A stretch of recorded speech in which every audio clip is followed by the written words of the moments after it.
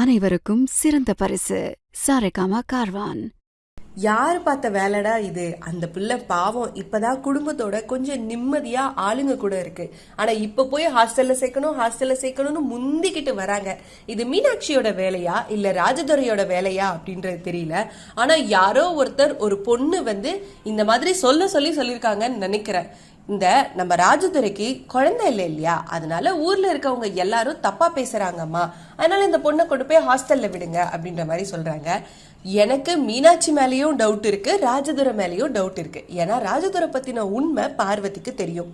அவரே இந்த பொண்ணு ஏதோ சொல்லவும் அதெல்லாம் கேட்டுட்டு வேவேமா போய் நான் ஹாஸ்டல்லாம் பார்த்துட்டேன், வா பார்வதி இப்பவே நம்ம கிளம்பலாம் அப்படின்னு அவர் ஒத்த காலில் நின்றுட்டு இருக்காரு.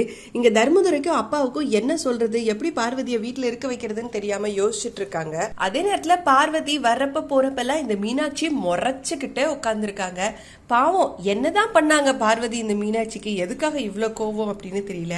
பார்வதி ஹாஸ்டல் போவாங்களா இல்ல இந்த வீட்டுல இருக்க போறாங்களா, என்ன நடக்க போகுது ஃபுல் எபிசோட் பார்த்து தெரிஞ்சுக்கலாம். ராஜதுரை மாமாக்கு வேற குழந்தை இல்லையா, அதனால இந்த பொண்ணை வச்சு ரொம்ப மட்டமா பேசுறாங்கம்மா.